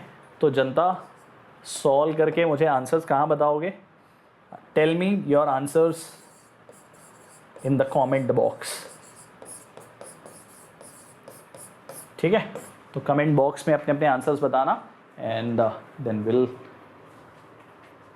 सी how many of you are able to get this answer right. Okay जनता, तो उम्मीद करता हूँ कि ये power packed session on capacitors तुम्हें पसंद आया होगा। हमने सब कुछ कवर किया है फ्रॉम NCERT पर्सपेक्टिव, NCERT से तो ज़्यादा ही चीज़ें कवर की हैं, from NDA perspective, from JEE and NEET perspective for more importance. ठीक है, इसके बाद अब आप सारे क्वेश्चंस लगा सकते हो कैपेसिटेंस पे बेस्ड जो होते हैं। ठीक है, और बच्चों अगर आप 11th moving to 12th standard student हो और मेरे बैचेस में आके मुझसे पढ़ना चाहते हो वेदांतु के प्लेटफॉर्म के ऊपर, which is a wave platform, तो डेफिनेटली वो भी कर सकते हो। ठीक है, तो उसका सबसे ऑसम, सबसे ईजी और सबसे अफोर्डेबल तरीका है ProLite 2023 batch. Okay, so it's a augmented live session. यहाँ पे जो बैचेस हैं उसमें भी 2 तरह के बैचेस हैं बच्चों, एक है हिंदी वाला बैच और एक है हिंदी प्लस इंग्लिश वाला बैच। मैंने उल्टा बोला, एक इंग्लिश वाला बैच है और एक हिंदी प्लस इंग्लिश वाला बैच है। तो जो हिंदी प्लस इंग्लिश बैच है उसमें your own very own Mogambo is the physics teacher, Arvind sir and Mohit sir are mathematics and chemistry teacher. Apart from that, अगर आप JEE का इंग्लिश वाला बैच लेना चाहते हो, प्योर इंग्लिश बैच, तो शिमोन सर मैथ्स टीचर है वहाँ, श्रेयस सर आपके फिजिक्स टीचर हैं, and captain is your chemistry teacher over there. तो बच्चों क्या है ProLite? ProLite में हमारे सेशंस की आपको रिकॉर्डिंग मिलती है, लेकिन भरपूर एक्सप्लेनेशन के साथ, और लाइव डाउट सॉल्विंग होती है उसमें। I mean it, live doubt solving होती है। दैट मीन्स क्लास में टीचर्स प्रेजेंट होते हैं जो आपके पूछे हुए सवालों को लाइव आंसर कर रहे होते हैं। तो बच्चों लेक्चर्स शेड्यूल किए जाते हैं, आप ऐसे नहीं कि आपको रिकॉर्डिंग दे दी आप अपनी मर्जी से देखो, प्रॉपरली लेक्चर शेड्यूल होते हैं और क्लास की रिकॉर्डिंग आपको मिलती है, in class live doubt solving, in class feedback, आपके बाकी के बैचमेट्स लाइव प्रेजेंट होते हैं, you interact with them, you interact with the present teachers also. Class में जो भी हम पढ़ाते हैं उनके लिखे हुए नोट्स आपको मिलते हैं, असाइनमेंट्स मिलते हैं, हर 15 दिन में टेस्ट होता है, you will have revision sessions also, and more importantly एक और चीज़ है, मॉक टेस्ट सीरीज के फॉर्म में आपको मिलती है थ्रू आउट। हर 15 दिन में जो आप टेस्ट देते हो वो तो है ही, और एंड में आपको मॉक टेस्ट भी मिलते हैं। CBT मोड पे आप परफॉर्मेंस अपनी जज कर रहे होते हो। तो बच्चों यही चीज़ें हैं जो प्रो लाइट को एक बहुत ही यूनिक तरह का बैच बना देती हैं। और इसमें एक और चीज़ ऐड ऑन होती है बच्चों, and that is my dear friends the pricing, जिसके बारे में मैं अभी आपको बताता हूँ। ओके, तो जो जेई मेन और जेई एडवांस है फॉर 2023 एस्पायरिंग स्टूडेंट्स, एक पूरे साल की फीस, हाँ बच्चों आप बिल्कुल करेक्ट देख रहे हो, this is for the entire year, it is only 8,100 rupees. Okay, तुम देख सकते हो क्या क्या फीचर्स आपको वहाँ पे मिलने वाले हैं। ओके एवरीवन, 8,100 रुपीज़ में अगर आप इसे 10 महीने भी यूज़ करते हो तो that is only 810 rupees a month. मैंने खुद जब प्रिपेयर किया था, ड्रॉप लेके 1 साल में प्रिपेयर किया था, तो my fees at that year 2004-2005 was my year. उस समय मैंने इसका 10 गुना ज़्यादा पे किया था in order to prepare for JEE examination, because मेरे टाइम पे ये पॉसिबिलिटीज़ थी ही नहीं, इंटरनेट होता ही नहीं था घरों में, तो और भी दूर की बात है। Okay, then we have pro classic and pro plus. Pro plus वो होता है जहाँ पे everything happens live, you can attend my lectures, you can attend other teachers lectures also. That one goes for 45,000 a year. This one is where the lectures are taken by your class teachers but happen live. Okay, so that is 18,000 per year. तुम्हें जो suitable लगता है you can actually go with that. अगर थोड़ा भी affordability का issue है तो I don't think any more better opportunities than going for the Pro Lite batch. Okay everyone, this is for JEE preparation. अगर आप नीट प्रिपेयर कर रहे हो तो नीट के लिए भी एग्जैक्टली वही प्राइसिंग है, और आपका सेपरेट बैच होगा जहाँ पे हम नीट प्रिपेयर कर रहे होंगे, जहाँ पे फिजिक्स, केमिस्ट्री और बायोलॉजी पढ़ रहे होंगे हम लोग। ठीक है, बिल्कुल सेम प्रोसेस है, everything is same, in fact the pricing is also same in terms of the course fees. Okay जनता, तो अगर बाय एनी चांस कोई भी सवाल दिमाग में आ रहे हैं कि सर आप कौन से बैच में पढ़ाते हो, हम कैसे ज्वाइन कर सकते हैं, कौन सा बैच मेरे लिए सबसे परफेक्ट है, तो डोंट वरी, तुम्हें कहीं कॉल भी करने की ज़रूरत नहीं है। सिर्फ अपना मोबाइल उठाओ, व्हाट्सएप पे जाओ और वहाँ एक नंबर सेव करो। मोबाइल फ़ोन में ये नंबर सेव कर लेना 8951183703। ये मेरी बैकएंड टीम जो है वहाँ ये मैसेज जाने वाला है। कौन सा मैसेज? ये मैसेज आपको टाइप करके भेजना है, that sir my name is, जो भी आपका नाम है वो लिख दो आप। जैसे मान लो आपका नाम रजत है तो आप अपना नाम लिख दो, sir my name is Rajat.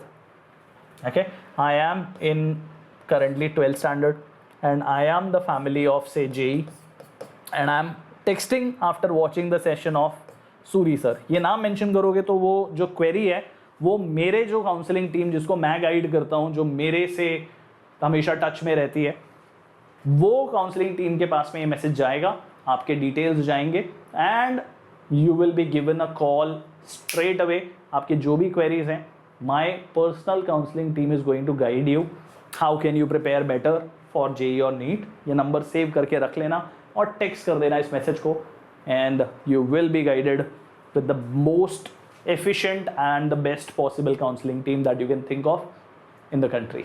Okay जनता, तो this brings us to the end of our chapter number 2, that is capacitors और capacitance। I hope तुम्हें पसंद आया होगा। अगर मज़ा आया तो definitely I want you guys to like and share with your friends. Channel पे नए हो तो सब्सक्राइब तो बिल्कुल करना ही है तुम्हें। और हाँ, अगर कोई भी और वीडियोस तुम चाहते हो, कोई और चीज़ तुम पूछना चाहते हो, पर्टिकुलर किसी चीज़ से परेशान हो, उसका सल्यूशन ढूंढ रहे हो, कोई चीज़ तुम्हें अकेडमिकली नॉन अकेडमिकली परेशान कर रही है, तो वो भी मुझे बता सकते हो इन द कॉमेंट बॉक्स। ठीक है जनता, I will try my best to come up with जितना इलैबोरेट हो सकता है उतना elaborate video to help you guys out. Okay, so जनता, let's get back to work, start solving, and if you are looking for the course, I have already given you the information. उसका link available है description box में, नीचे जाओगे तो pro light के नाम से तुम्हें कोर्सेज मिल जाएंगे। The coupon code is already applied, just take the advantage of that. So everybody, this is me your Mogambo signing off. फिर मिलते हैं अगले चैप्टर के साथ में, तब तक के लिए take care, bye bye, have fun.